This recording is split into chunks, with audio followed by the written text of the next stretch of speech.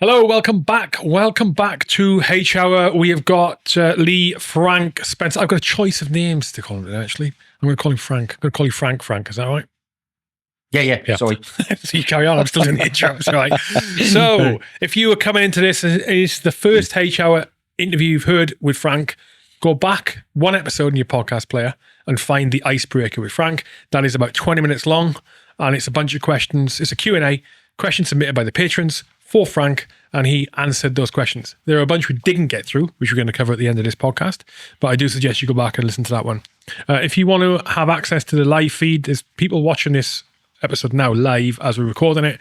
If you want to be able to do that, if you want to be able to submit questions for future guests, if you want to see the future guest list and other perks, then become a patron of the podcast. It starts from as little as £5 a month. It is nothing.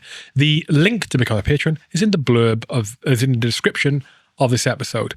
Enough of the sales pitch. On to the podcast. Frank Spencer, very glad to have you in, and a thank you to Liz McCoy here, I think, who introduced us, right? Yeah, but we got in touch, or you got in touch with me quite a while ago because I had your number. When I messaged you, it came up. I'm sure that was through Liz, though. Yeah. Oh, right, yeah, okay, yeah. The recent one is through Liz, yeah. Okay, right. No, but anyway, thank you, Liz. Glad to have you here, mate. Thank you for the journey down, yeah. And good luck battling the storms on the way back on the journey, but we're going to be fine. Won't be my first rodeo. All right, so there is so much we could talk about. What I want to start off with, when we had the phone call, you were talking to me and you mentioned that you some nuanced experience, I think is the words you used, in Afghanistan, and you thought it would be worthy of a conversation, and we talked a few minutes on that, and yes, I would absolutely like to hear that.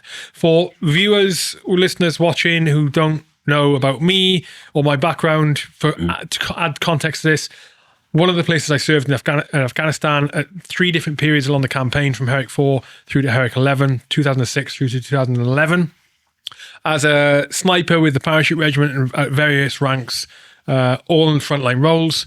That is my experience. Frank's experience is very, very different, and I would like to hear that, if that's all right with you. Are you happy to jump into this? Yep. Let's go for it. You start from where were you doing? Where were you? What were you doing? And what was it with the boot? Okay, so I've done 3 tours: 2008, 2010, 2012. Oh, we had a bit of overlap there. Yeah. Okay. Yeah. And I didn't do Herrick's. We role monted through a detachment. So there was people coming and going all the time as their tours would end. So you didn't get a whole group come in and take over 4 or 6 months and then go. Does that make sense? So this wasn't with a commando? No. So I volunteered for special duties, not special forces, clear to make that distinction. If you're not aware, I served with a unit called the Defence Human Unit. They came out of the Joint Support Group, which previous that was Force Research Unit, and they were the agent handlers in Northern Ireland. In the news quite a lot at the moment with what's going on with the legacy, a lot of the legacy stuff surrounding Franco Scappaticci, alleged IRA head of internal security, who was also one of our agents, allegedly. So that unit evolved. I volunteered for it and then failed the course, but they'd brought a new qualification in because they were so stretched, having people in both Iraq and Afghanistan at the time, that they basically brought in a lesser qualification as a human operator, as a basic handler. So I went away, done a tour in Afghanistan as a basic handler, came back, then completed the course and subsequently done 2 further tours of Afghanistan in 2010, 2012 as a advanced human operator. Where were you based out of? Kandahar? First tour was Lashkargah. Second tour, half in Kandahar, half in Sangin. And then my third tour was almost exclusively in Kandahar, KAF. Three very different places. Yeah. Kandahar is like a goddamn holiday home. Yeah, and I remember getting on a plane, and there was a load of paralads actually on the plane. It's just coming back from the R&R, and I was in civvies, had a beard, I had covert body armour that I was carrying because you have to put your body armour and your helmet. I had a Gentex helmet on. Helmets, as you're landing into Kandahar, you have to put your body armour and helmet on. And there was a RAF loadie on the plane, and he sort of saw the civvies as I was coming up the steps, looked at me in the face and went, "Oh no, you go that way."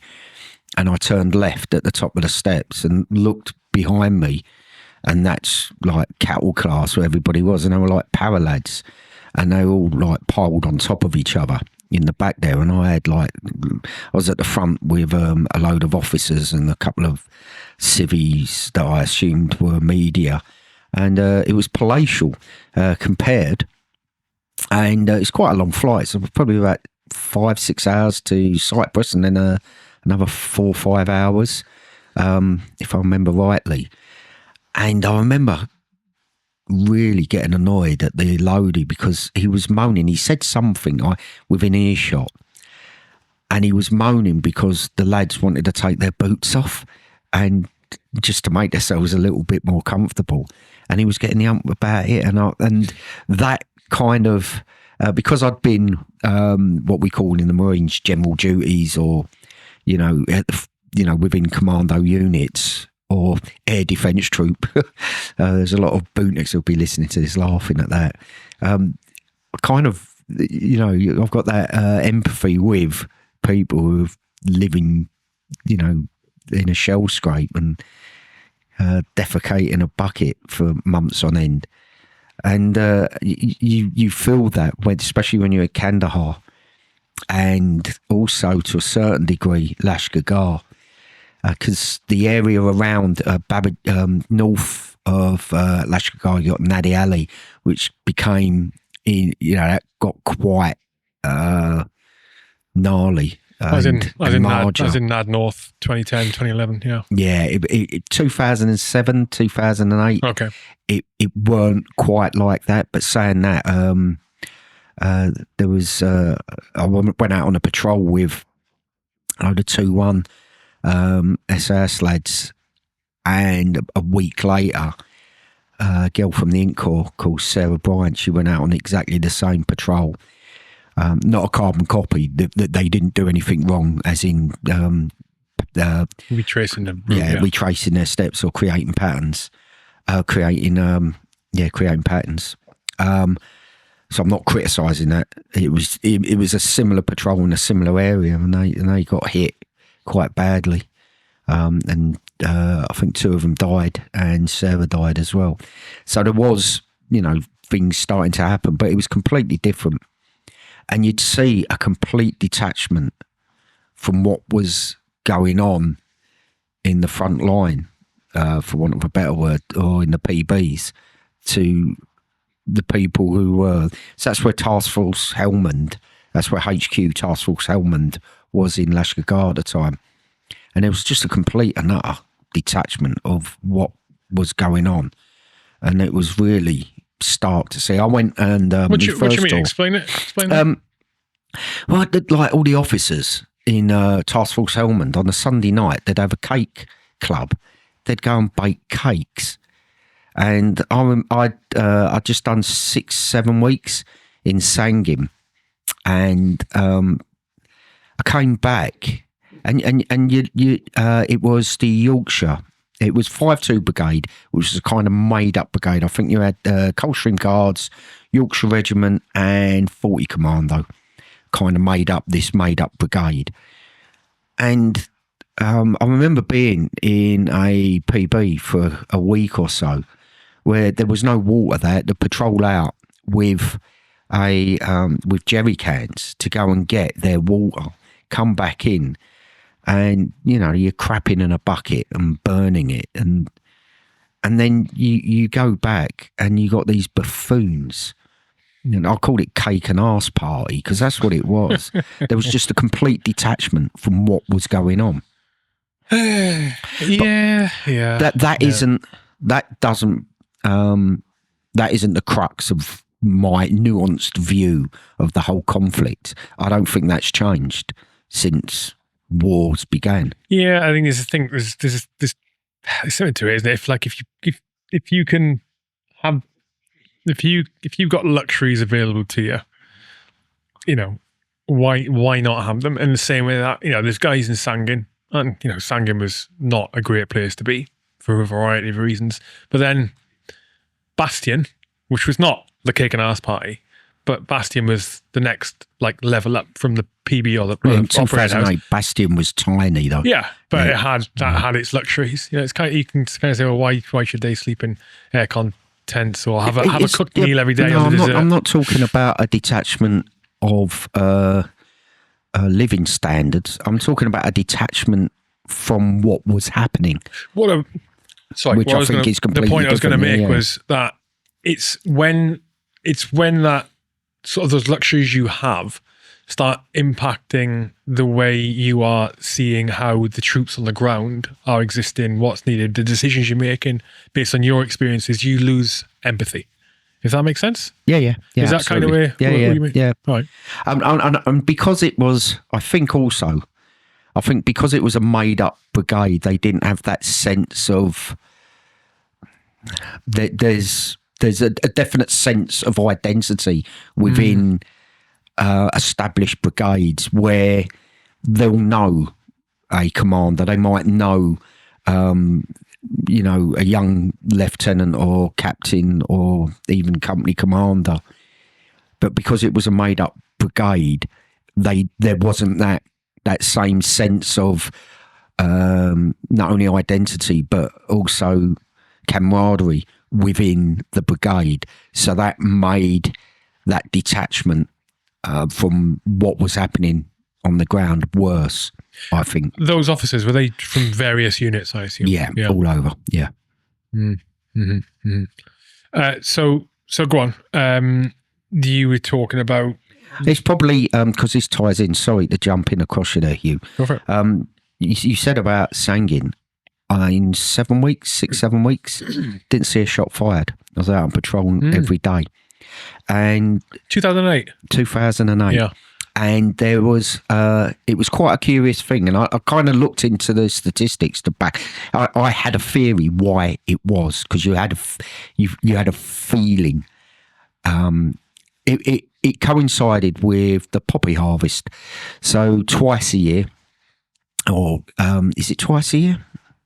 At least once a year. So I only ever done summer tour, so I don't know if it happens in the winter, where the poppy harvest would come in and everyone would put down their Kalashnikovs and go into the poppy fields, and there'd be a massive influx of workers from Pakistan, and it's really labour intensive. So every single poppy flower head or poppy seed pod is slashed a couple of times with like a carved shaped knife, and then you come back a day later and scrape the sap, and that's teriac, which is the basis of raw opium, and then that's refined into heroin. And it was the lifeblood of the insurgency, let's call it that. And everything stops and there's a pause. But in 2008, it was different. There was you really felt there was a reluctance to go back and fight. Up until that point, the Taliban tried to fight the British, especially the British and the Americans, the way they'd fought the Russians, because that's what they knew. So it was ambushes, and it was really toe-to-toe fighting. But they weren't fighting a conscript army that was poorly led, poorly equipped, and with poor tactics, and they had their arses handed to them time and time again. And you speak to people who've had experience of combat with the Taliban then, pre-2008, and they talk about them being brave to the point of stupid. And I've not had that experience, so I can't comment, but that's something that was said again and again. And that changed. They then went from 2008 onwards. That's when the IED started. And if you look at I don't know the exact figures, but it almost doubled overnight in 2008, the instant. And so they changed their tactics to IEDs and standoff ambushes. And because their tactics before then weren't working, they were trying to fight and they were getting resoundingly beaten.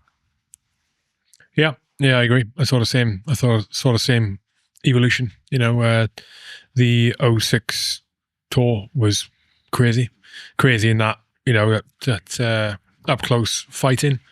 And I'm pretty sure it's the same for the Royal Marines who came and relieved 3 para battle group afterwards. I don't know who else came in with the commando, but and then when I went back out in 08, I was on a different type of operation, and I was based out of Kandahar doing strike ops.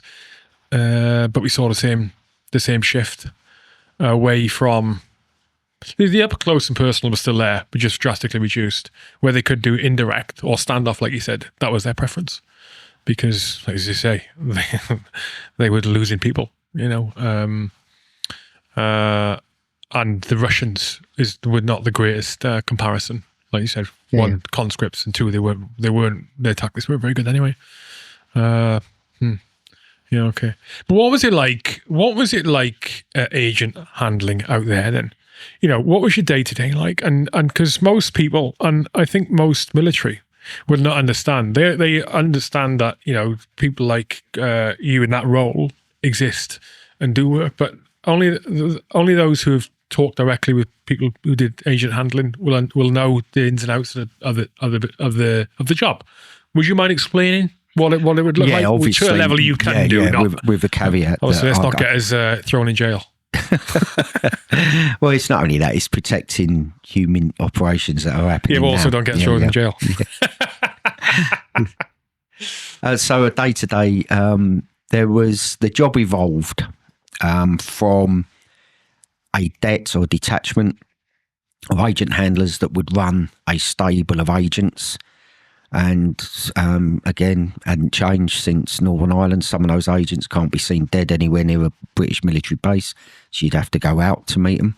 Hence the covert part of the job, the more Gucci part. And some could be seen in the base, so they would walk in, and you got everything from farmers, members of the government, members of the military, all the way up to members of the Taliban, and everything in between.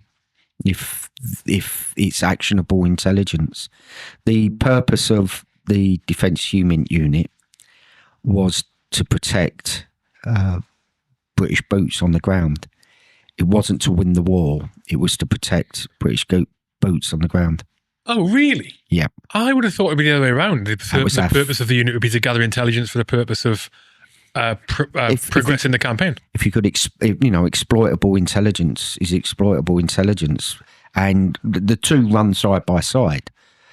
But I would say, as far as an actual ethos, it was false protection. But again, actionable intelligence. If you're taking out an active Taliban commander, then you're inevitably helping or improving false protection by doing that. So how did the work give you a perspective on the campaign which differs to people like myself and others who were on the campaign? Because that's when we talked on the phone, that's what we spoke about. It wasn't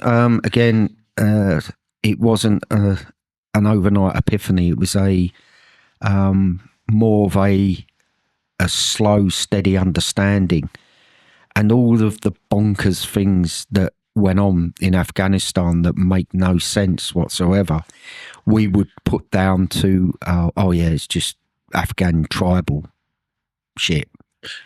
And that kind of covered it without the understanding of that. There's a great book, and in a minute I'm going to Google who wrote it, called An Intimate War. by an army TA officer who'd done a couple of tours with a TA. But he went back and interviewed a lot of the players afterwards, and actually it's a fantastic book, and it gives you an understanding of all of the baffling stuff that made no sense whatsoever. Like, you could have a family and two brothers will sit down and have dinner, and then, right, I'm off, see you later, I'm going to go and fight with the Afghan National Army. All right, yeah, see you later, I'm off to fight with the Taliban. And that was completely normal. Even personnel would have two hats. There was a infamous member of the NDS, National Directorate of Security, kind of the Afghan government's internal intelligence. Secret police is too sinister a word. They weren't that sinister, and they weren't that policey either. There was a guy called Colonel Rachman. He gave himself the title Colonel Rachman, and he was kicked out of Sangin, and he just appeared when I went back in 2010. It's actually in my book how that all happened, and it's a big long story. But he put him to get back to his power base. He was a power broker in the Upper Sangin Valley from the Alakazai tribe, which are normally aligned with the government forces. The Alakazai were very close to the Alazai tribe, and President Karzai was almost head. I think he was like second, third or fourth command.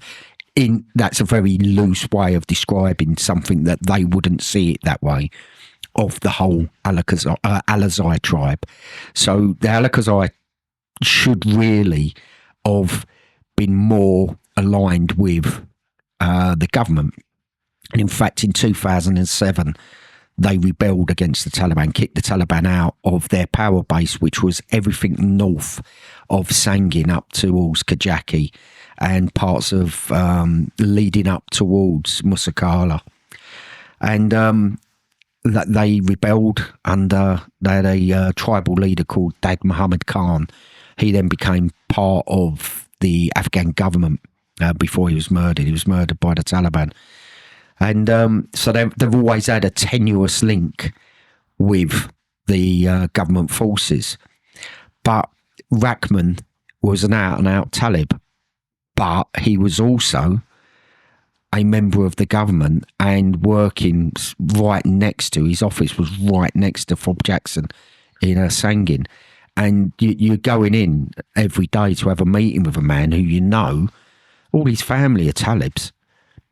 And his power base, he just wanted to be there so that, Sangin was his power base, and they're not fighting for an Islamic Republic. They're fighting for control of the opium, and that kind of bizarre stuff, that I'm sure you came across your time in Afghan, that made no sense whatsoever.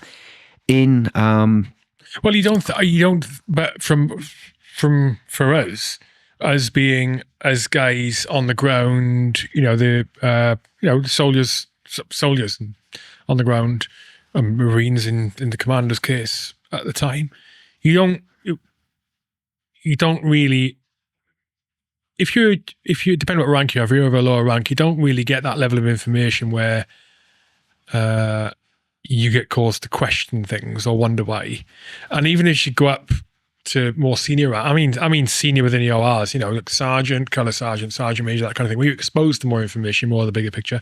Even then, you're not really questioning it. You tend to take things at face value, or you haven't got your effort is your intellectual effort, and your mind is concentrated on other things, like your actual responsibilities for your guys that you're looking after. I mean, guys in the non-gendered way encompasses women as well. Well, I use guys non-gendered, but I'd say call everyone guys. Anyway, so you kind of you don't do it, and also I don't think really at a subconscious level it's in people's interests, because I would not have wanted to start questioning should I be here or should I not at the time when I didn't have a choice and I'm on the ground. and I'm in harm's way every day, the last thing I want to do is not be as capable of defending myself or completing the mission and compromising the safety of the people around me. Having an understanding of tribal politics was absolutely key to my job, and understanding why people were doing things, why they... Yeah. The other thing is, in Afghanistan, intelligence just became like a cottage industry. And the Afghan... it sounds almost racist. It is what it is. The Afghans would sell anything, and intelligence just became another commodity. Yeah, so just going back. I mean, I agree on the understanding. Understanding the area, the environment in which you're operating is hugely important. The third tour I went out in a low-level intelligence capacity.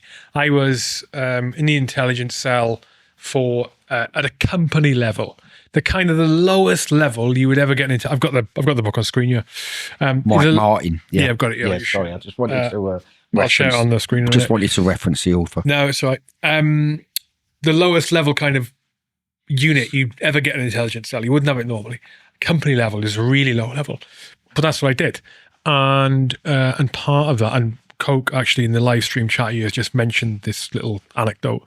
Part of that was, key leader engagement. I would sit in the Shuras with the OC and other people and the key leaders from the different parts of Nad Ali North, where we were at the time. And to your point, there was guys there who absolutely we knew they were Taliban, or they were related to Taliban. And then there was one particular guy a guy called Rahmatullah, his name was, and he was a lot younger than the other leaders there, the community leaders there. And you think, okay, so how has he got this elevated status then? Because he was Taliban, and his particular village was more supportive of the Taliban than the others. And it elevated him in status level to the point where he was in that shura. In his village the day before, we'd had a big bust up with the Taliban in that village. Not a big village, small. We're talking hundreds of people there, not thousands, hundreds of people, really small area where he lived, where he farmed. And the next day he's in the shura denying that anything ever happened there. I know. And he knew that I knew he was Taliban and vice versa. We couldn't do anything about it. And he's in there for a bunch of different reasons. One is to gain intelligence, and the other is to offer up information to line his own pockets to help the community forward. Yeah, it may not have been. There may have been a third reason. Okay. Which is the way we looked at the conflict, and I believe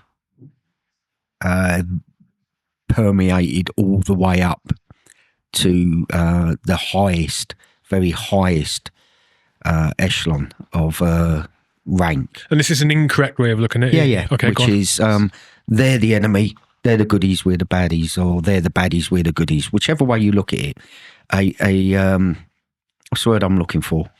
Binary, right? Binary. Yeah. That's the word I was looking for. Very binary. And it wasn't like that.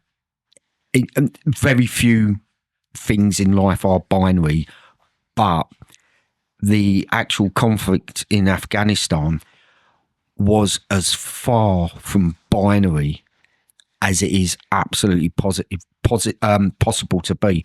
The fact is that in Helmand, certainly, the tribes, tribal alliances, tribal warlords, they've been fighting each other for generations before the Russians turned up over control of their area. And when there was 3 basic power bases that came in when the Russians they didn't invade. You've got to get our heads around the fact that the Russians didn't invade. There was an almost communist kind of soft revolution within the local, within the Afghan power base, as in the people who were running the country. It became a communist country, and then there was outbreaks of fighting against the new leaders, and it wasn't capitalism versus communism. It's the same thing. It's with a change of power comes with change of fortunes of people who are aligned with that new power that comes in, and and other people whose change of fortunes go, they're fighting against them. A cracking example of that is in a microcosm is if you think of Sangin Bazaar, Sangin town centre. That really was the fault line between the Alakazai in the north, who more closely aligned to the government, and the Ishaksai, and I can't remember the other tribes who were traditionally not part of the government. And there's two main branches of Pashtun tribals, and I think it's called a Panjpai, and I can't remember the other one.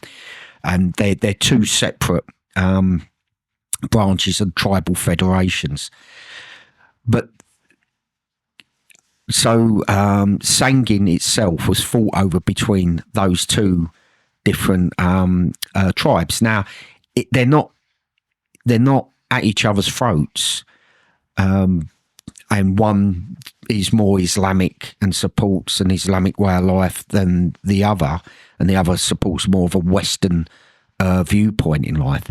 It comes down to who's giving them guns and ammunition, and as I said, there was three real main sources of that. When the Russians were there, it was the Russians who were supplying those tribes that were more closely aligned to a government. You had the Iranians who were supplying more in line with those not so much Pashtuns but other groups within Afghanistan that were not Sunni. What's the other? Shia. And then you had the Pakistani ISI who were supplying those that were against, who weren't getting supplied by the government. And they weren't fighting on behalf of the Pakistanis against the Russian-backed militias or tribes or power bases or tribal warlords. They weren't fighting against them for any standpoint. It was a fight for power. So whilst it used to make me laugh. I was a great fighter in the Mujahideen against the Russians, which said every single Afghan that ever lived. They weren't fighting the Russians. They were fighting each other. They were fighting each other for their own little pocket of Afghanistan and control, and that became control of the opium and the poppy market once that exploded. So if we kind of forget pro-Taliban, pro-government, and they're fighting each other, it's way more complicated than that, and all based on fighting each other. So in Sangin, when the Taliban were overthrown, the Ishaksai, I'm sure it's the Ishaksai who in the southern part, so Sangin town centre, south, going down what I would call the Upper Goresh Valley, and then you've got the Upper Sangin Valley, probably for about 7-8 miles south of Sangin is a big power base of the Ishaksai. Mm-hmm. When the Taliban were overthrown, they lost basically control of Sangin town centre, and that the Alakazai were more closely aligned to the what was the Northern Alliance, or what became the Afghan government with Karzai. They gained control of Sangin. Now that, it's not the bazaar they were fighting over.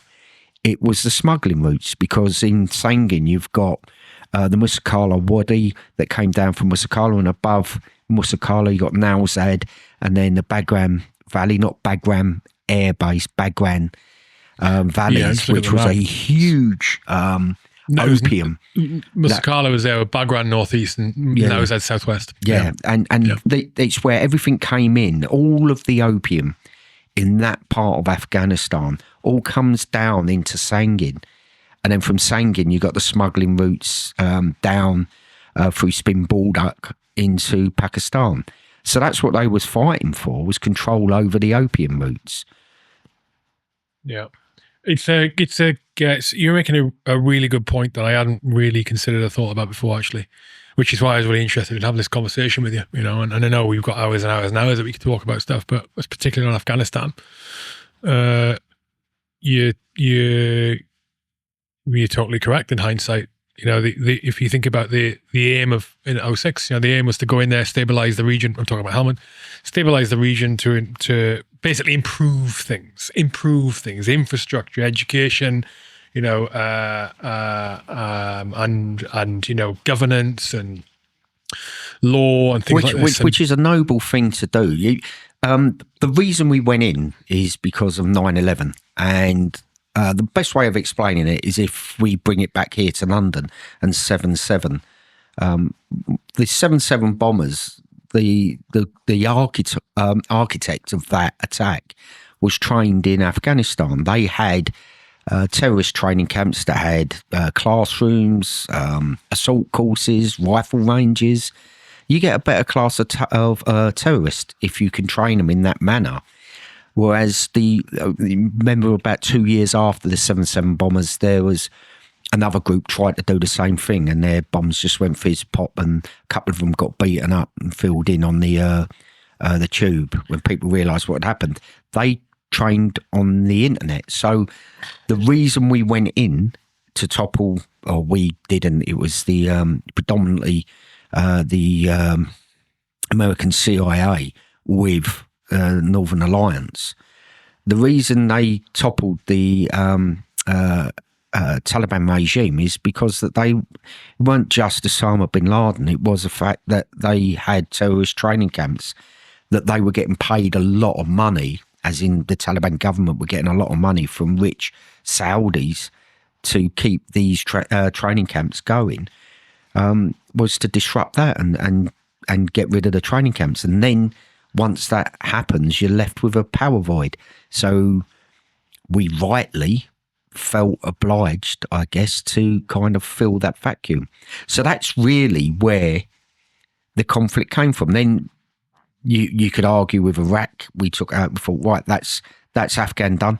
Let's go and do an Iraq. And we took our eye off the ball. You're talking about Afghan 2001, 2000, right? Yeah. 2001, 2002. Sorry. Yeah. 2003, 2004. So we kind of took our eye off the ball, and then like the Taliban started filtering back in.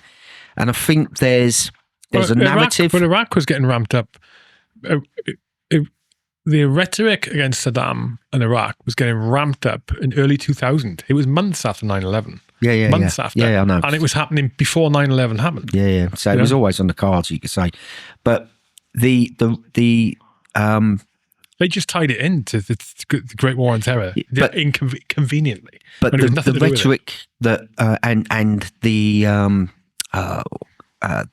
kind of narrative behind what we see as the Taliban filtering back in, it really was just a change in fortunes of local warlords, power bases, shifting alliances. It's nothing more than that. And we need to move away and try to understand Afghanistan. And I won't say what went wrong eventually, because I'm not sure that we could ever have fixed the place. I think it's unfixable. But I think we was right to try. Or it's a long-term plan, is hundreds, generations of years long to do. Yeah. And that's if you consider, well, should it be fixed? If you that's before considering whether it should be fixed or not. If fixed is even the right word statement to use, right? But going back to what I was saying earlier, and that I think you're correct. Where I was talking about why we went in there and the reason we went into Helmand initially in 06, the stated mission. And when the Taliban started kicking off, April, May of that year, then that binary thing came into play where okay, Taliban was the focus, they're the problem. This is why we can't do things, they're the problem. Where exactly as you're saying, it is multifaceted. Yeah, they are just one aspect. They're the noisiest. Yeah, but they're the noisiest, right? You've got everything else that's going on. You've got the the political relationships between the tribes, between the community, between the local governmental elements, and then the relationships between them and the military. Then you've got the local. There's so many different factors impacting how easy it would have been for us to try and improve things in the way we want to improve things for Helmand. Exactly that. But when the Taliban crept back in, we've got to move away. I think we have to shift away our understanding from a kind of a movement, a organisation, sort of spreading back in, and people picking up on that almost like in an evangelical way, kind of, yeah, I believe the Taliban, I'm going to join them. So I what believe is it in in what reality? they're doing. How would you explain reality, it was the Pakistan lost all of its influence in Afghanistan when the Taliban fell. And it was the Pakistani ISI. When the Taliban fell in the early noughties. Yeah. So it was the Pakistani ISI that started to energize, rearm, retrain. For what reason? To gain control and influence within Afghanistan. The Pakistani ISI. Pakistan's advantage. Yeah, Pakistani ISI is the Pakistani Inter-Service Intelligence. What advantage? I think it's Inter-Service Intelligence. It's basically the intelligence service of Pakistan. What was the benefit they were looking for by doing that? Because they've got control over their neighbour. The same as every country that's ever existed, you try to exert control over your neighbour. They were supplying and fighting, supplying the Mujahideen, supposed Mujahideen who were fighting the Russians. They weren't. They were fighting Russian-supplied Mujahideen. We killed Pakistan nationals. I know we did because some of them stupidly would have ID cards on them after we'd killed. And these are Taliban fighters who we would later discover were Pakistani nationals. Yeah, he had a lot of Afghanis move to Pakistan, and a lot of subsequent fighters came from the madrasas in the Pashtun areas in North Pakistan. But this is government led. This, with the Taliban. So we'll go back to the Russians because it's exactly the same dynamic. So the Pakistani ISI were supplying, training a group of Mujahideen who were fighting another group of Mujahideen who were supplied and supplied and trained and supported by the Russians. So they're just the Mujahideen weren't fighting the Russians so much; they were fighting other Afghans who were supplied by the you Russians. Mean America? I thought the Mujahideen was supplied by Pakistan and America. And Russia was supplying the Mujahideen. Yeah, they were supplying their own version. So imagine the ANA, who we were supplying. Yeah. They were nothing more than local militias of local warlords. I can't work out why the Russians were supplying. Yeah, no, they had their own version of that. They had their own local warlords, depending on tribal alliances, who were fighting on behalf of the Russians. But they weren't fighting on behalf of the Russians. They were just getting supplied by the Russians. My understanding of the Russian invasion was that it was it's exactly the same as what most people's understanding, if you weren't part of it, of our conflict with the Afghans. We weren't, you got goodies and baddies, that same binary. The same thing applies. Really? That non-binary, that non-binary aspect to the conflict, it was nothing more than not an offshoot, a continuation of the conflict from with the Russians. I just want to see what. I'm just going to read out. I've not read much on the Russian invasion of the Russian. I'm going to use invasion of Afghanistan. Apart from before I went out in 2006, I read The Bear Went Over the Mountain. Have you read that book? No. It's a book which it's basically interviews with Russian commanders. I think they've actually got some Mujahideen commanders in as well. So interviews with Russian commanders after the Soviets left Afghanistan to understand about specific missions and battles that they had. Yeah. Okay, so you had this mission, this happened. Talk me through it. What do you think went wrong? What went right? It's It's to tactical level. It's really good. Okay, so Wikipedia, of all things, apologies, Wikipedia, right? The Soviet-Afghan War took place in Afghanistan from December 1979 to 1989, marking the beginning of the 47-year-long Afghan conflict. It saw the Soviet Union and the Afghan military fight against the rebelling Afghan Mujahideen, aided by Pakistan. I've completely forgotten this. I apologize, Frank. So if you change, a few of the, if you change Russian for American and... Yeah, let me finish off the paragraph here. So while they were backed, I'm going to just go back to that sentence. It saw the Soviet Union and the Afghan military fight against the rebelling Afghan Mujahideen, insert Taliban, aided by Pakistan. While they were backed by various countries and organizations, the majority of the Mujahideen support came from Pakistan, the United States, the UK, China, Iran, and the Arab states of the Persian Gulf, in addition to a large influx of foreign fighters known as the Afghan Arabs. American and British involvement on the side of the Mujahideen escalated the Cold War, ending a short period of relaxed Soviet-United States relations. That is absolutely not how I remember it. I remember reading about it. I need to read about this again. Okay, all right. But that's good. We're kind of programmed to think of conflicts in binary terms, in goodies and baddies, in the evil empire and the rebel alliance. You know, that's how. And the narrative of the noble Afghan Mujahideen fighting against the Russians. He wasn't. He was fighting against other Afghans who were just supplied by the Russians and called the Afghan government. Exactly the same as the ANA. Yeah. You've seen the ANP and the local police commander in Afghanistan. They're nothing more than a local warlord and his little group of fighters. All you've done is shoved a uniform on them and called him. If they're not, they're subservient. They're completely subservient to whoever the warlord is. Yeah. And there's in Mike Martin's book, he actually interviews a lot of people, goes back and talks to them. And there was a big thing that years of this, you know, changing, switching alliances and fortunes, you know, 1 minute this grouping's winning, next minute this grouping's winning.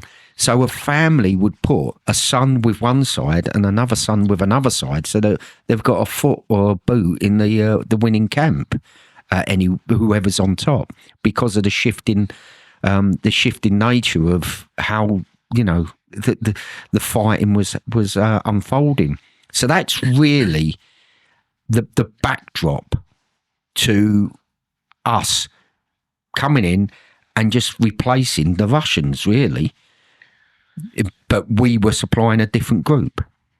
So this understanding of Afghanistan at the time, it wasn't at the time. Sorry, it's as a result of reading Mike Martin's book. That's when the penny went. Oh, now it makes sense. I thought the information and your interactions with the agents was what was sort of the seed of this. No, I was probably, because I would say, how's this for a statement? Because I had a more intimate interaction with Afghans, and a more widespread, and let's say a more widespread and intimate interaction with Afghans from a wide, varied, from members of the local government to the military, farmers, Taliban commanders. Oh, it's got different types of Afghans, right? Yeah. All that did was make me more baffled than you as to what the heck was going on. It just gave me a more complete understanding of how unfathomable the situation was. Honestly, Mike Martin's book's brilliant. I can't recommend it enough, because anyone who went to Afghan. It's on screen now for people who are if you served in Afghanistan, you'll read it and you'll go, now I understand. So, is this a good place to pause for an old man's pit stop. Yes, of course.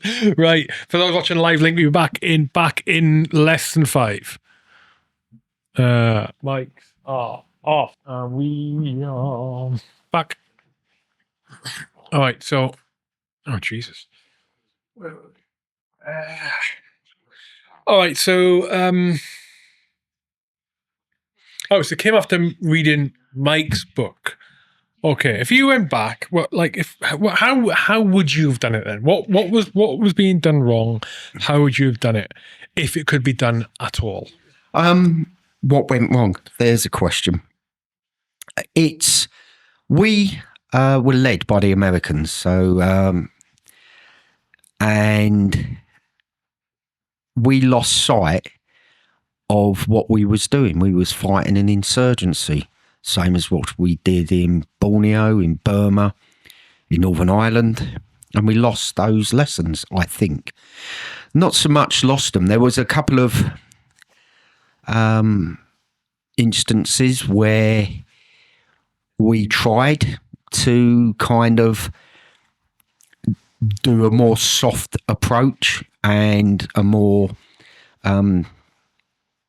tactical, tribal friendly tactical way of approaching the situation without just bombing the shit out of everything. And there was an instance where we walked away from, quite famously, Nowzad and Musakala and gave it over.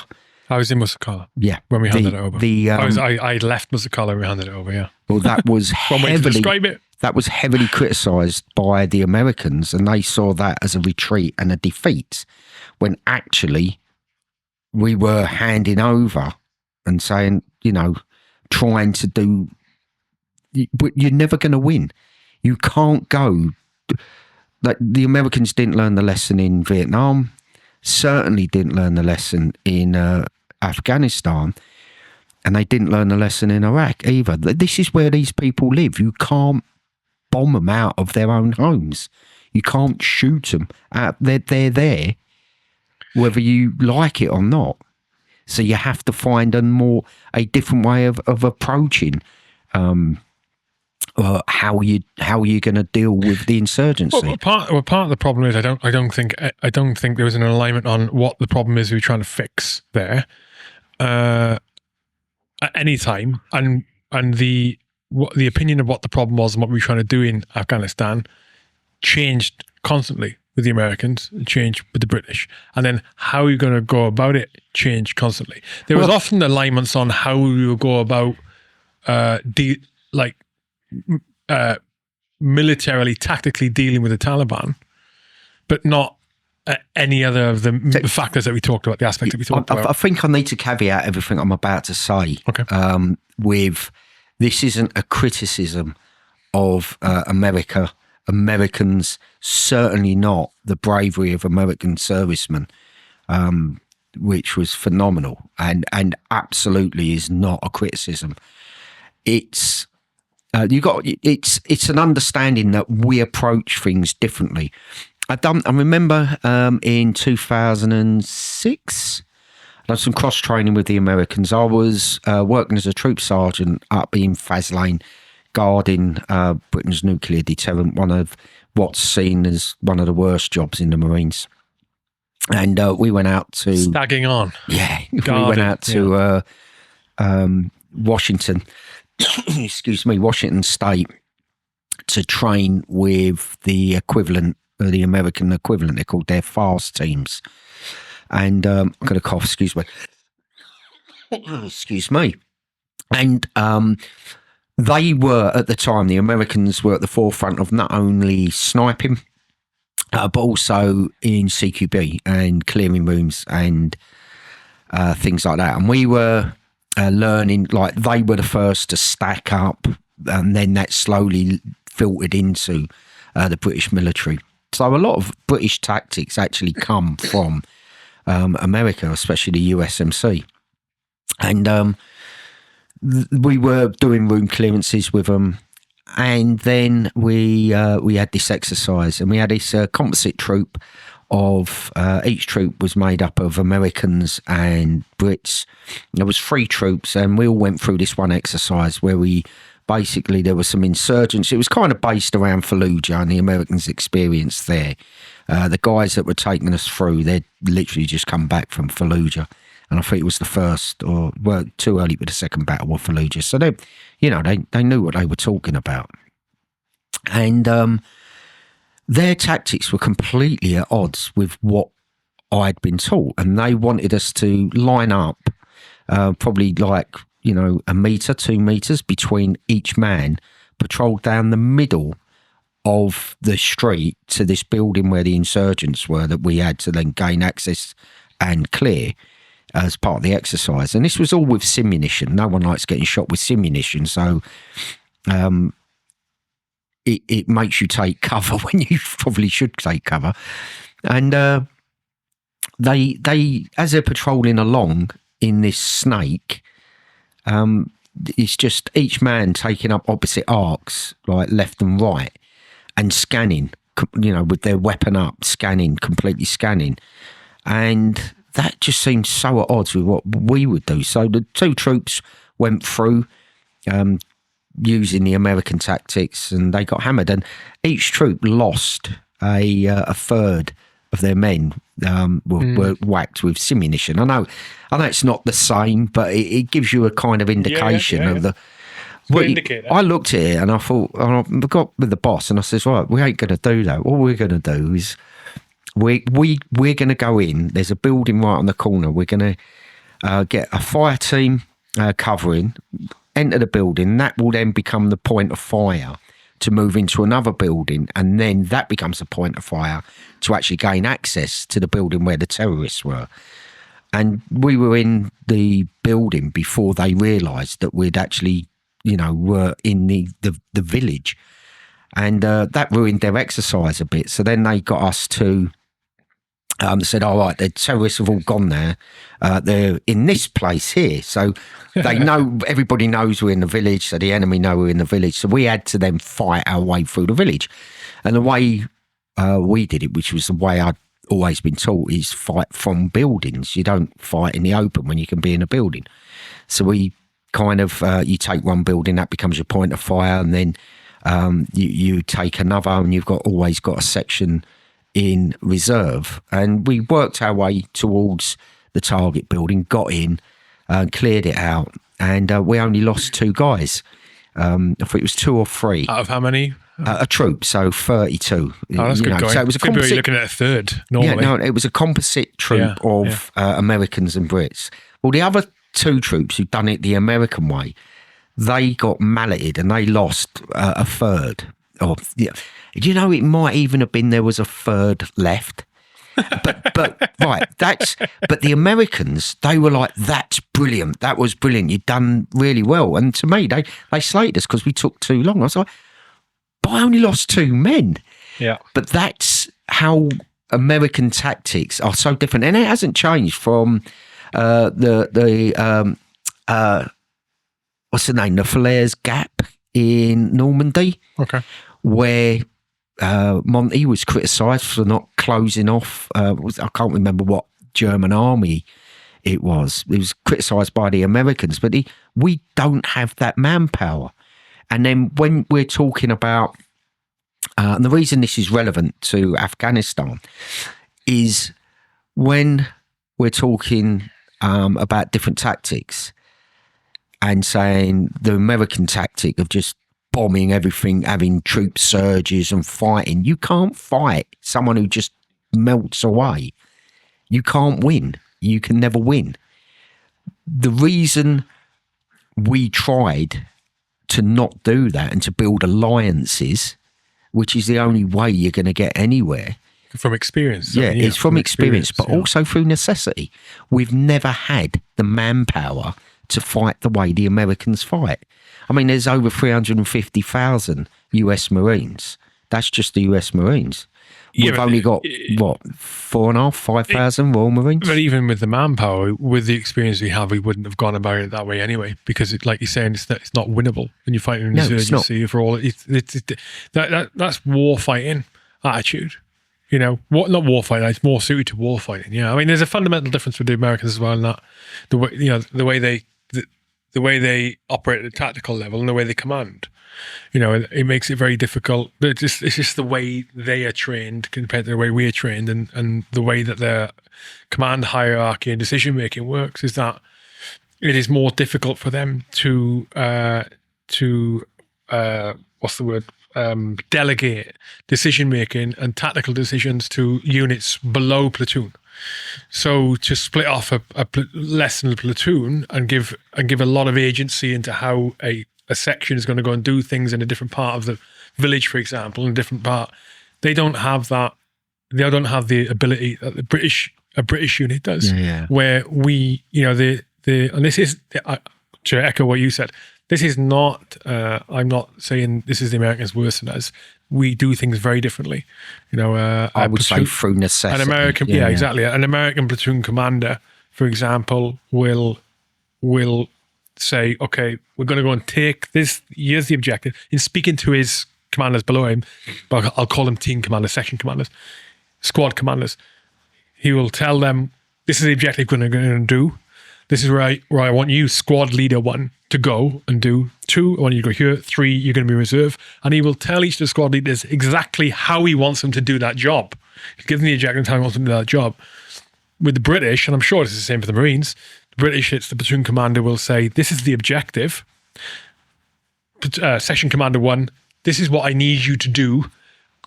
Tell me how you're going to do it. More autonomy. Tell me how you're going to do it. Tell me how you're going to do it. And then they've got autonomy. But if we look at the macro level there on tactics with Afghanistan. Sorry, the point I was making on that explanation there is that then dictates how, at an operational level up, how many troops are required and the nature of the operation you're going to go in and commit, because you're going to need more troops that kind of way the Americans are operating, and it really limits how nuanced you can be and how you deal with the locals, right? Yeah. Okay. But it's more than that, though. We'll just swamp the area and make it impossible for the Taliban to operate. And again, it fed into that binary us and them. They did that in Sangin in 08, didn't they? 07 maybe, and got smashed.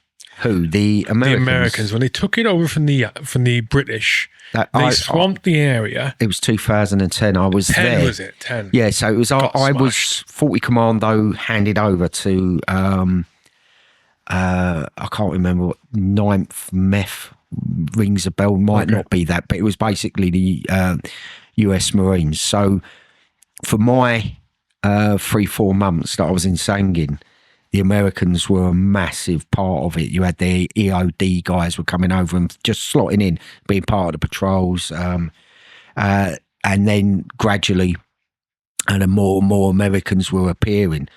So, I worked really closely, been on the ground with Americans and stood next to them.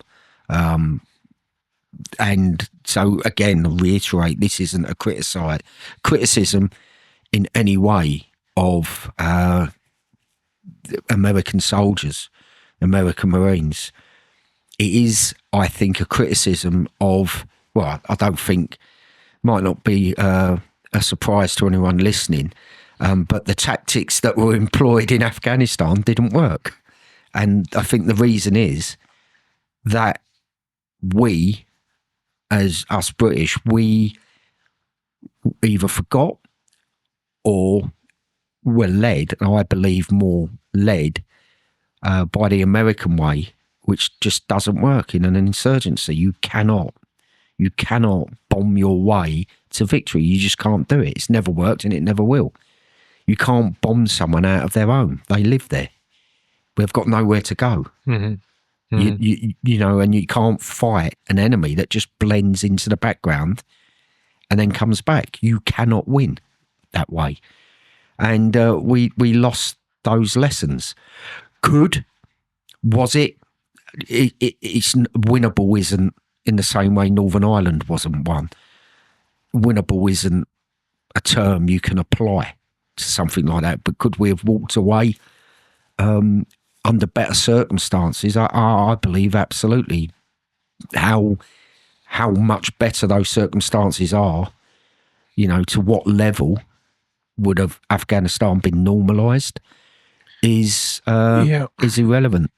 Yeah, I think sorry, not irrelevant. Up is questionable. That's the question. But I think definitely looking with an understanding of the non-binary nature of Afghanistan, how you're not fighting the Taliban, you're fighting local warlords who have been there, will still be there, are still there now, who are supplied by the Pakistani ISI under the guise of this organisation called the Taliban, because that's how they extended their influence into Afghanistan.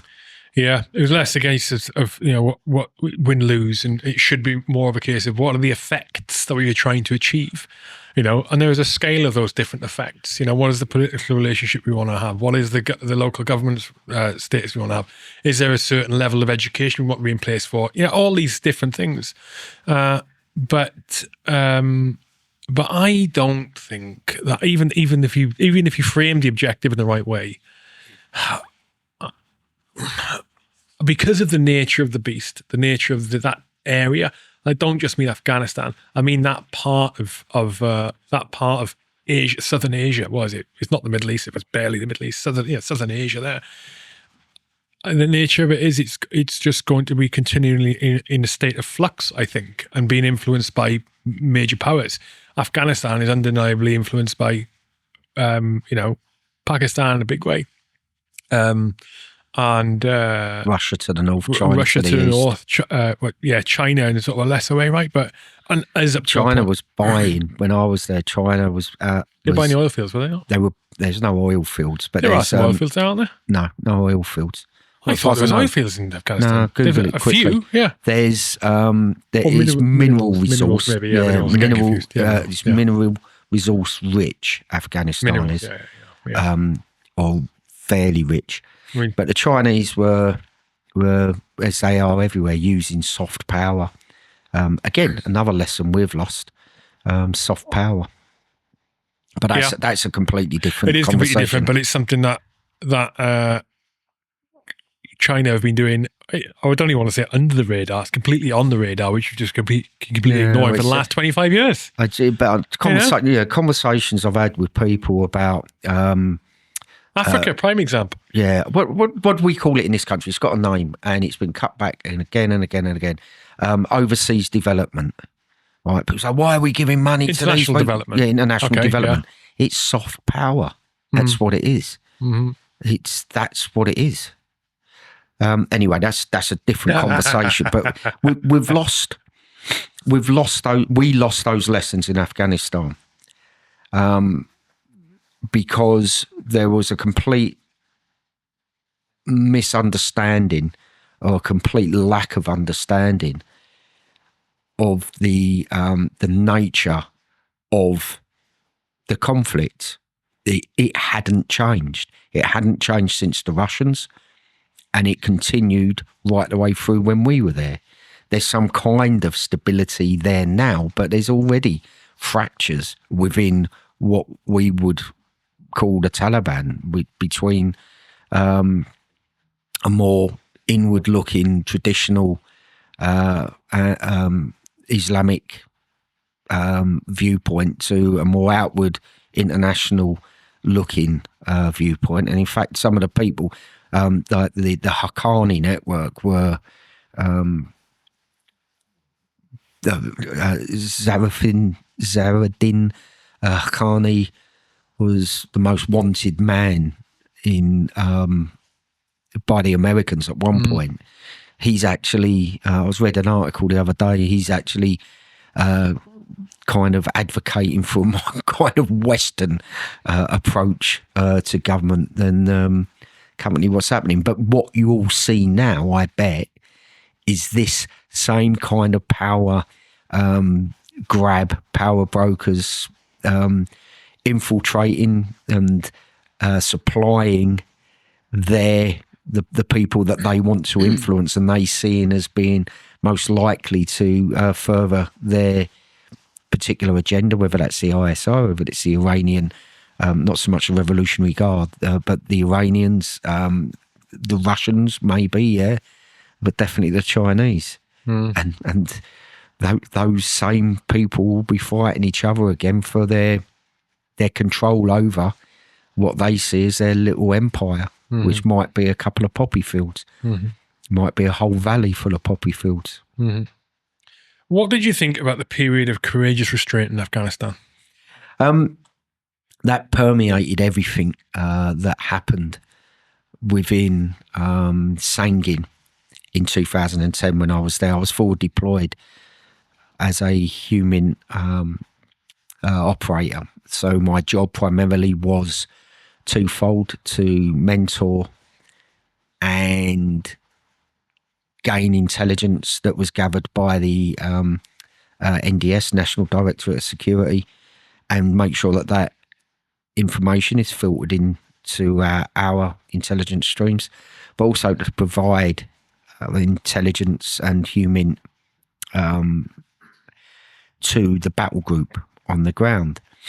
And courageous restraint was hated. It was actually coined not by the then CO of 40 Commando. It was coined by General McChrystal from Fallujah, who had the famous for the troop surge in Fallujah. He coined the term as he wanted less indirect contact with the enemy and more direct contact with the enemy. Now, the problem with that, he wanted instead less of indirect and more direct. Yeah, so less indirect fire, so less bombs dropping on them and more bayonets and. That's not how is it interpreted or communicated. No, because the problem is, how do you close with an enemy that's already adopted IEDs and standoff ambushes? They're tactically outfought him straight away. You can't close with an enemy that isn't going to stand toe to toe and fight. But I remember when that. But it came from McChrystal, and that's what he wanted it to mean. The way I remember it being filtered down. So I wasn't in Afghanistan at the time. 3-Power weren't there at the time. But I remember, I'm pretty sure it was a Gurkha unit there at the time, amongst others, but I just remember this particularly. And I remember, and I may be misremembering this, right? But I remember that the lesson was based, the courageous restraint was basically, look, if you don't have to open up and start engaging the enemy, no, ignore the direct indirect that you mentioned.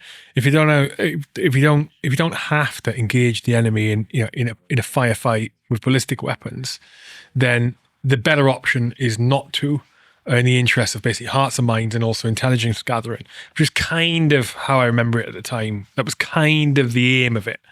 And then I remember it being misinterpreted immediately on the ground as you shouldn't be firing back, basically, unless you absolutely have to, which is like obviously not correct. And I remember the reason I remember the Gurkhas because as I remember it, they had a real hard time, and there was instances of people killed and injured in the Gurkhas because of the misinterpretation of the communicated down. They thought they'd be punished. Well, it's not really a misinterpretation. It's a poor term. Courageous restraint means restrain yourself from shooting back. Yeah. If you say to a soldier on the ground, we're going to, you're going to restrain yourself courageously, what does that mean to you? It's a poor term of phrase. It was even by being extremely generous to McChrystal and saying, it was a noble thing to try and do. It was so tactically inept to trying to engage what he wanted it interpreted as. But his interpretation is different to what was communicated to British. But again, poor decision in the first place because it was tactically inept. You can't close with an enemy and fight with small arms if they're just going to melt away into the background after detonating an IED on your patrol and then standoff ambush, and then they just melt away. How do you deal with that? You can't. So that it was a nonsense tactic. But the term of phrase could only ever be interpreted by commanders on the ground.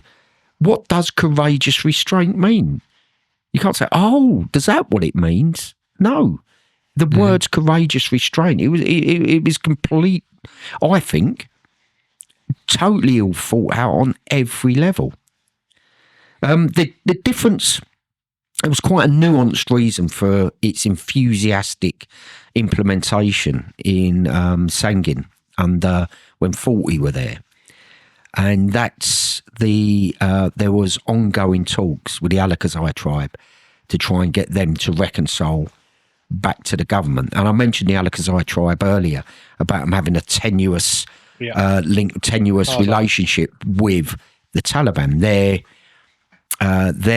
in the to-in and fro-in of tribal, how they're doing. Sometimes they're doing better under, a different power in place, and sometimes they do worse. The Alakazai always would do better with a more government-based leadership of Afghanistan, and what they would have done and what they did under the Taliban. They lost a lot of their influence in the Upper Sangin Valley under the Taliban. So they had a very tenuous relationship with the Taliban. They revolted in 2007 and kicked the Taliban out under Dad Muhammad Khan. It was called the Levy en masse. So at the time, courageous restraint was a term used in 40 Commando because we were talking to the Alakazai tribe. So there was a definite reason behind it. So I can understand it. And I remember I knew, very few people knew about the ongoing talks below the CO. I'm not sure who actually knew, but I would hazard a guess at less than 4 people. So I knew why. And I couldn't communicate that to the guys on the ground who had to deal with that on a day-to-day basis. Now, in hindsight, it didn't come off. The Taliban were one step ahead. But was it worth trying? Absolutely. If the whole Upper Sangin Valley reconciled, kicked the Taliban out, that had potential to, to spiral out of control for the Taliban. So the deal that was trying to be struck was to get people to get the tribes to align to boot out the Taliban. Yeah. And how were the Taliban one step ahead? They knew about the talks. So how did they influence the decision? They, the person Threats. we were talking to, they sent, again, you'd think they would have just killed him, but they sent him up to Baghran. I can't really... so you lost your point of contact, basically. Yeah, exactly that, yeah. I talk about this a lot in the book because the book isn't about Afghanistan, the book is about me, but it's that backdrop to what was happening then. I mentioned earlier I mentioned earlier about being a basic handler and doing my first tour as a basic handler, and then my second tour started quite badly for me personally. I was in Kandahar, and the hierarchy there were, in my opinion, appalling. But when you go into a situation and you think, that can't be right, but he's the Det Sergeant Major, he must know what he's doing, I must be wrong. And it slowly dawns on you, no, this is completely arse about face. And I'd had it with the special duties in the DHU and Human that was the final nail in my coffin, as far as wanting to be something special. And I was ready to jack it in, go back to the Corps. Is it a situation you can explain, or is it not? Yeah, but it's a long story. So how long you got? Yeah. So basically, they were. There was a situation where we were kind of being forced to just wring reports out of the agents, so that look, since I've been here, we've been getting this amount of reports and this amount of intelligence reports. Yeah, so the stats were up. Oh no! Literally, yeah. And God. I was sent to Sangin, I think, as some kind of punishment to get me out the debt. Really? Yeah. Wait, doesn't that go against Rule 101 of like intelligence gathering? Yeah. You know, it's like it does. Yeah. And I went to Sangin, oh man, knowing that was it. I'm done with this. This isn't what I thought it would be. I tried selection at 32. This was back when the Hereford cutoff, Paul. But it was joint selection anyway. Paul, yeah. And I failed the fan dance twice, and that was it for me. And then Iraq kicked off, and for the next year, I didn't have time to mull over failing. And then when we got back from Iraq, it really hit me hard. And then they had me senior command course to become a sergeant. And then I started thinking, my first tour was in Northern Ireland in 94. And again, I failed, talking about failure in the questions earlier. I failed a sniper's course in 93. And, but just getting on the sniper's course, passing the selection at the unit to get on the course, there was only 2 people out of 12 passed my sniper's course, was seen as a good thing anyway. And I was put in the sniper multiple for the Northern Ireland tour, and we were used solely, our job was just solely with JSG, the Joint Support Group, which became, they were the agent handlers in Ireland, which became the job that I eventually went and did. So from 94, when I done my tour of Ireland, I always had that, you know, special duties in the back of my mind. And when I failed SF selection, because there was no upper age limit on JSG, which became the DHU, I'm aware that I'm just throwing acronyms out of here at the moment. Fine. Yeah. Just explain them. That's all. Which you are doing. Yeah, it's fine. So they, you know, the Joint Support Group changed its name and became the Defence Human Unit. I applied because, you know, I've always had that kind of drive to try and prove to myself, keep proving to myself. And which is basically plugging my book. The crux of the story of my book is me always trying to prove myself. So when I eventually passed the advanced agent handlers course, and then went to Afghanistan, and it wasn't what I was expecting, I was devastated because I couldn't, you know, I was too old for SF by about 3-4 years. I couldn't, you know, I was quite, you know, it was a massive slap in the face for me. So I'd worked for nearly a year and a half to get to that point through, you know, failing a course, doing a tour as a basic handler, going back, passing the course, and then going out again. It felt like, oh, this has all been for nothing. Yeah. And then I got shipped out to Sangin. It's kind of a punishment, I suppose. And that's where everything changed for me. In the backdrop of everything that was going on with Courageous Restraint, And did you make, so in Sangin at that time then, did you come to some sort of decision there at that time?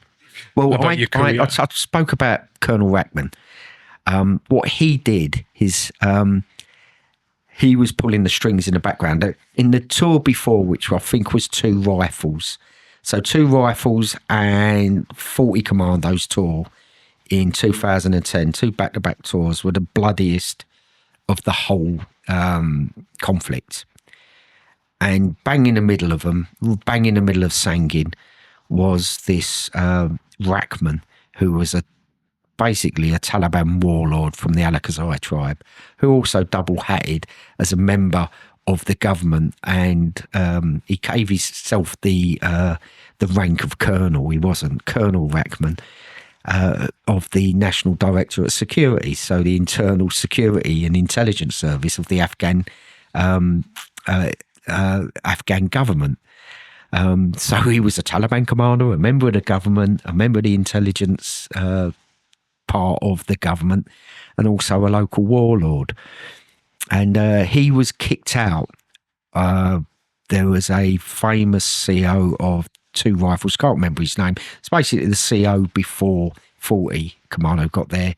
He kicked him out because of, and then when I got there was one of the guards that got placed there. So the NDS, they'd have about a dozen guards just milling around their local compound. Think of the Afghan National Police, but not as professional. Then you kind of get to the level of, so in the hierarchy of Afghan forces, you had the Afghan National Army, the ANA. They were quite well equipped, fairly well trained. Then below them, you had the National Police, Afghan National Police, who wore these kind of grey, ill-fitting uniforms and were poorly led, poorly supplied, and they were nothing more than little militias of the local Afghan policeman, who was the local little mini warlord. And then under them was probably the guards for the NDS. I never thought I'd see. Sorry, I never thought I'd see worse police than the times I was in Iraq. I spent quite a few years in Iraq, and I thought I'll never see police this bad anyway. Apart from Afghanistan. but one of them, he just turned up. Rackman wasn't there; he'd been kicked out. But one of the guards turned up, and he was the nephew of a mid-ranking fighting Taliban commander in and around Fobinkaman in northern Upper Sangin Valley, and basically all of the NDS sources wouldn't go anywhere near the NDS compound because of this guard there.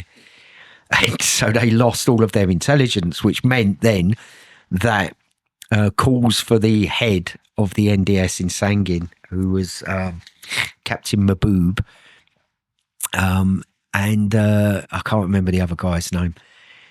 And they were calls for him to be replaced, and then all of a sudden Rackman turns up one day, and then everything changed. He got his back. He was just wanted to get there because that was his power base. He could have more influence and get up to his old tricks there. So that was the backdrop to me going to Sangin. So basically, I could report no intelligence. I was getting none from the NDS. So I went out and recruited. I had to go out and find an agent. And you can imagine how difficult that is. And I recruited 2 really good agents. And that one of them was able to give me 10-figure grids of IEDs in the area. How was he doing that? He didn't have a GPS? No. So he was giving a 10-figure grid. That's pretty good going for an Afghan. Yeah, unbelievable. 10-figure grid without a GPS. Right, first thing I did is some micro map reading going on there. Pretty good. Well, I got him in. How I met him. Like, it's not a lot of British could do that at a normal, a standard soldier. It's actually getting him to come in, right, and finding him. Again, this is a big long story. Send me book, get me book, and I've first meeting I've got The with name him, of the book? it's called The Rowing Marine. There we go. We'll say it again at the end, but midway through, if you're on your phone now and you've got it in your hand and you're listening, then you can look at The Rowing Marine. While you're listening, continue, please. So I get him in and talk through everything with him, and I show him a Airfort, and he looks at it like completely baffled, as all Afghans do. And then you try and explain what it is, and then so I drew a little map of the Aerial room. photograph, right? Yeah. But I drew a little map of our room we were in as looking from above. So I sort of pointed out the bin and showed him that. So I said, that's me and you now. And if you was looking from above, he got the map out again, the Airfort, and he went, so that's the river. I was like, yeah. And he was like, that's the road. And, the 611 road, the main road up past The 611, goddamn, I hate that goddamn road, yeah. And then he started pointing out, like, patrol bases and things like that. And then Navaswaj Canal and, it's Navaburga, isn't it, coming out from South Sangin. And I was like, wow, this is too good to be true. This is too good to be true. So what I've done is I then gave him a task. I gave him a little route to walk as a test, see if he could do it. And I bounced out to a fob. I think it was about 4 days time. So that gave me time to bounce out to the fob. And it was one of the PB's, OPs actually. He just had a camera there. And I watched him turn up, bang on the time that I told him to turn up, done everything to give me a signal that I told him to do. And I was like, this can't be happening. This is way too good to be true. And then off he trotted on his little route. And then he gets this point, instead of turning left or right, I can't remember, he went the opposite way. And I was like, oh, for Christ's sake, it was too good to be true anyway. Then took me a couple of days to get back to Sangin. Got back and he came in. I was like, right, brilliant. He goes, could you see me? I says, yeah. So I got the map out. I says, right, show me what you done. And he went, right, I got there when you told me and done what you told me. And I went along this path here and I got to this corner and I can't remember, the Gulab. I can remember his objective name. He was like, remember 2006, 2007, there was 2008, 2009, there was a big thing, big hoo-ha about a sniper in, it was him. Hang on, you're talking about in Nadali? No, he was in the Lower Sangin Valley. There was a sniper there that was taking headshots at soldiers. Oh, no, I don't remember that. Well, that was him. He kind of got promoted to his own little cell of fighters. Who was him? It was called Gulab. He was the Gulab. Okay, right. Yeah. I can remember, if I told you his, I'll tell you his objective name when we're off here. Yeah. Okay. And you would have heard of him. Okay. Anyway, he says, yeah, he was there, and he was like digging in an IED on the bomb in Mainuna, as they would call them in Afghan, Mainuna, in the wall. I was like, whereabouts? He says, right on the bang there on the corner. I went, give me 2 seconds, went straight into the ops room, reported a 10-figure grid, and came back. And I went, do you know if there's any more IEDs about? He said, oh, yeah, there's there, here. And where he couldn't bring it down to exactly there, he got it down to like an 8-figure grid. Yeah. And that day, I sort of went in. This out in an Airfort. Yeah. Right. Yeah. Well, some of the Airforts like so detailed. You could see, he pointed out, he could see his own compound, and he was looking at things that were in his compound, like his garden, for want of a better word. And you can see like individual things. When you said earlier on that he was pointing out IDs with a 10-figure grid, I thought he was giving you a 10-figure grid. Oh, no. Jesus Christ, that's good going. Without a GPS. No. He was pointing them out on the ground, and I was getting a 10-figure grid. Yeah. And then getting a 10-figure grid. That's like nails. Yeah. But without a silver compass. Hours and hours I've sat in front of a digital Airfort with an Afghan going, and he's sort of like, going Bali, Bali, Bali, Bali, Bali, Bali, Bali, Bali, pointing down, and you're going down and down and down, and he'll point to something and go, Musakala? You go, no. Bali, Bali, Bali, Bali, Bali, Bali, Bali, Bali. Musakala? You go, no. You go, Bali, Bali, Bali, Bali, Bali, Bali, Bali, Bali. Gureshk? You go, no, that's actually Musakala, but they are the Afghan people are characters, aren't they? Like they are characters. I met so many, and even the Taliban guy, I'll describe him as, he's probably the local Taliban leader, maybe. Rahmatullah, even him, there was charisma to him. There was a personality there. And we would communicate through an interpreter, but even then, it was almost like we weren't. It's not like you're dealing with some empty wetsuit, and a lot of them, like we are. You get. I had agents that I met every week for months and months and months, and built up really strong relationships with them. Yeah, people were people. That's the thing. People are people. Yeah, you say that, right? You say that, but different cultures have different qualities and attributes. Of course they do. There's a difference between a Scottish person and a Welsh person and an English person. But there isn't really. There's little tiny nuances that if you didn't notice, you wouldn't understand, like the aversion of anything green to eat, or... but there's this. You just got what I said there, didn't you, son? Yeah. But there's, but this is me being a stupid optimist that I am, and thinking that everybody's decent to their core. Most people, the vast majority of people. Well, there is a question on that in the chat, in the live chat, right? Which is, there's loads of questions if you're there. We're going to spend time at the end going through them all. But one of those is a little bit relevant here. So, 1 second, where is it? Bear with me while I scroll through here. It was...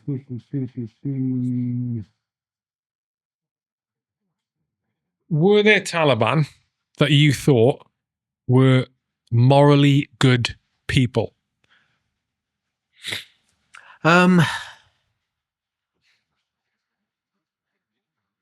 I'm not trying to think whether there were or not. I'm trying to frame your question, because morally good people, it's such an ambiguous assumption, because you've got our morals and you've got their morals, which are completely different. Good point. They think we're amoral because we don't have beards that are longer than a fist, so... That's a difficult one. If I met some of you can imagine working as an agent handler, you often meeting, talking with, cuddling, when you greet, not in any other way. You don't sit there and have a cuddle. Some people who are willing for you to kill their best friend if they thought they'd get a bonus out of it, or they're betraying their families, their communities often. But then you meet some that are... I ran an agent in 2012, was probably the bravest person I've ever met. He used to go out and cut the lines on the IEDs. He sat in a tree with a satellite phone, calling in mortars. This is all true. I'm not making this up. Unbelievably brave bloke. Twinkle in his eye. Loved him. And you got everything in between.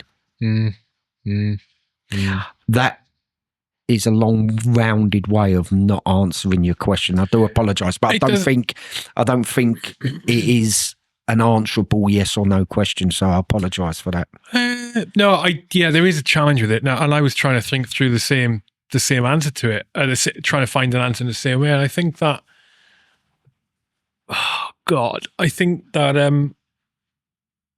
ignore what we think is morally good or morally correct or morally right. I think that if I'm thinking out loud here, so if I put my foot in my mouth, don't shoot me down, people. But if you were an individual, wherever you are in the world, and you already think there is a there is a greater good which I should aspire to behave for, and that greater good is for the betterment. That is the best thing for my community, my culture, my people, my tribe, my country. And you can see that there is a greater good there that you should strive towards. Your behavior should partly strive towards achieving that. Then I think just seeing that greater good, whatever that is, whatever the situation is, I think that would maybe define you as a morally good person in your culture, in where you live. Yeah, okay, so within your culture. Because you're thinking of something greater than you, and it's pure selfishness. It's like, hey, there is sacrifices I should make. Things like this change. I mean, I think we're almost conditioned to think that right and wrong is set in stone, and it isn't. It isn't. And in fact, if people talk religion, and that's, whether we like it or not, kind of where in a Judeo-Christian society, that's kind of where our morals come from. But even, thou shalt not kill, but in the Leviticus, I think it is in the Bible, it was, to stone someone to death if they wore clothing that was made from two different threads or two different materials. I mean, the point I'm trying to make here is that right and wrong isn't set in stone. And you can just go back to, I don't know, the Vikings, when, slaves, having and owning a slave was completely normal. That went on for quite a few centuries. Now it's abhorrent. But it's also abhorrent in some parts of the world. Well, it's abhorrent for us. But then, if we look at anything that we think of as normal, morality is normal to us now.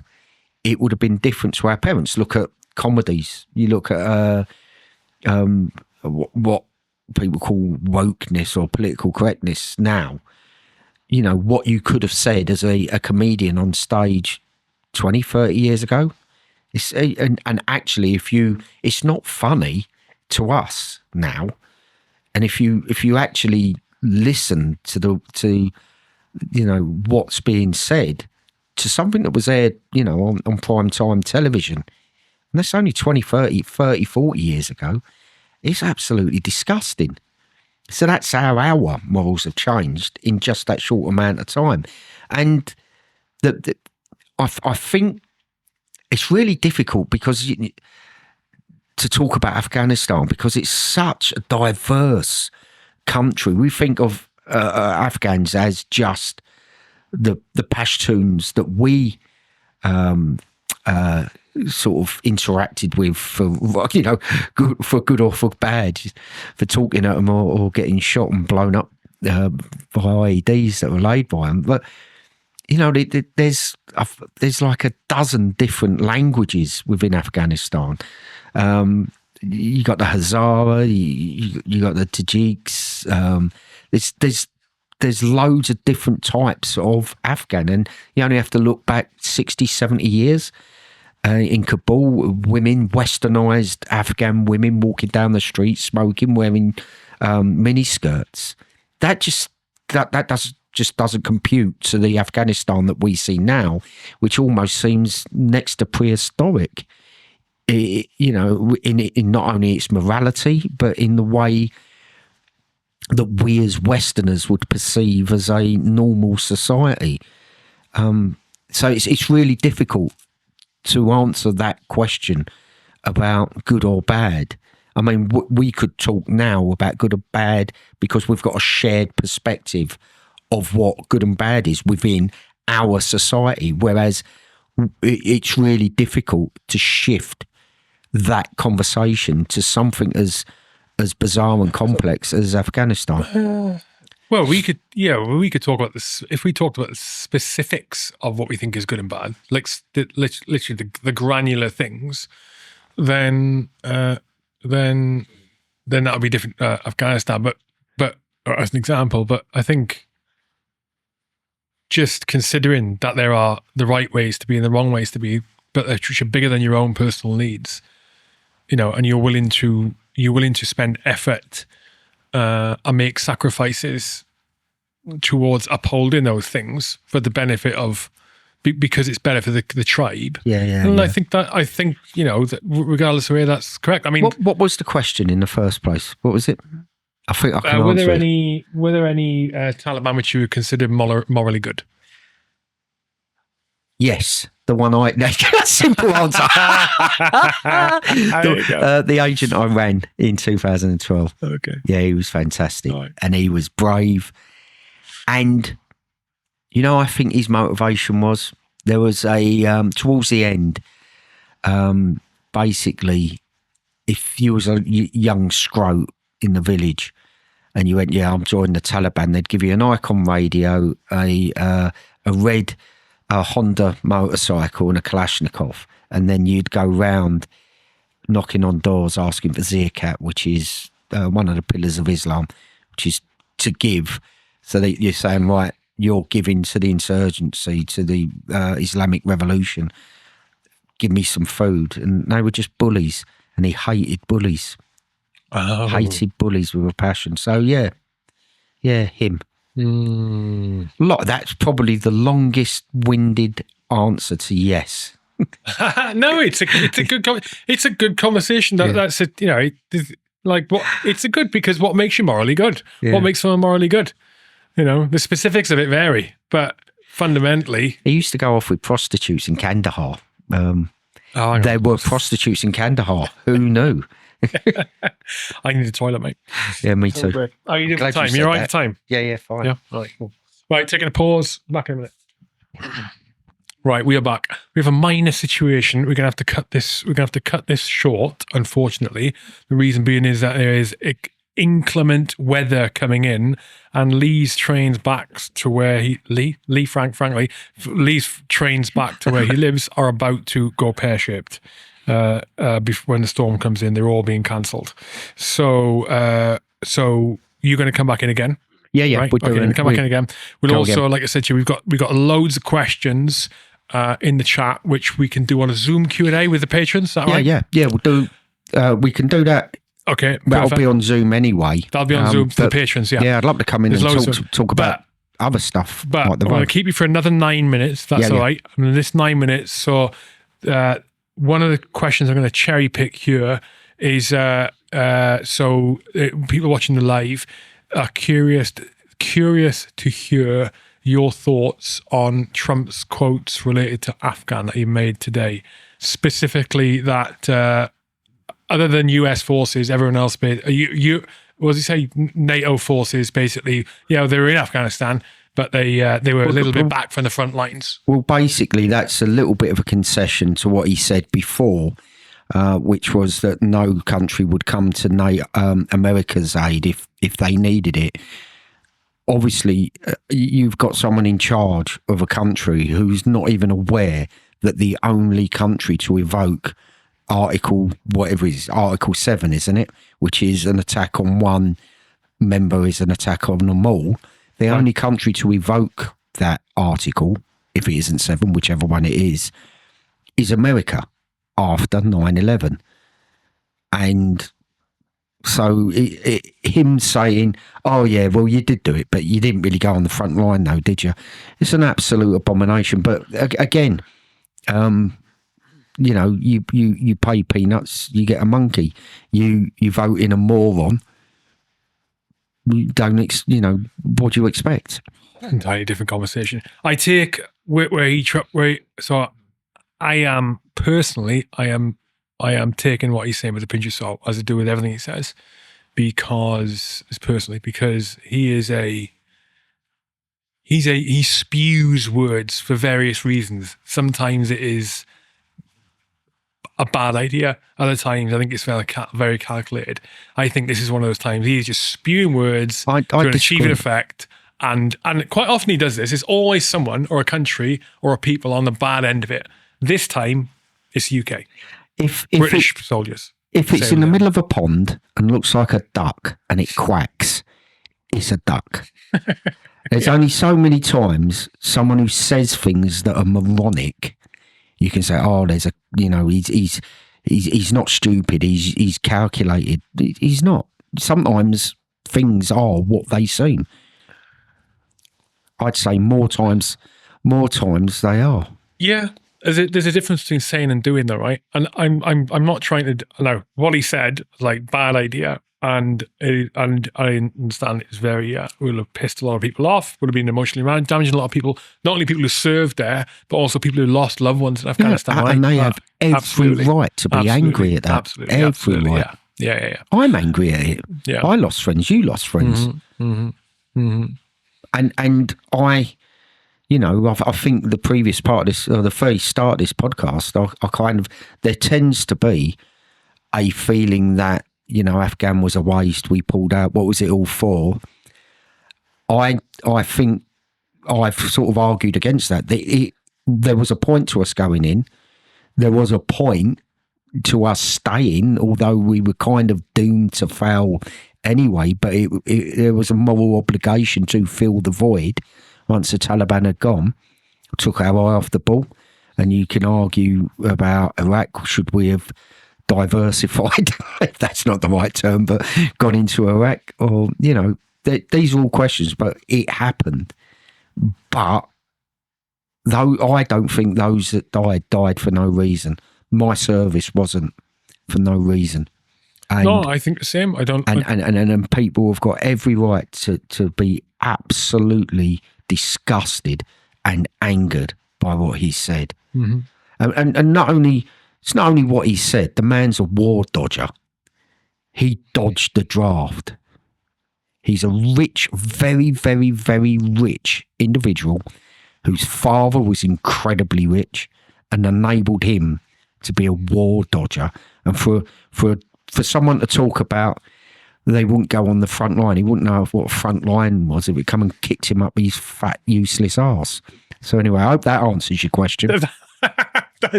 Where can people find your book? Where can people follow what you're doing? I'm terrible at this.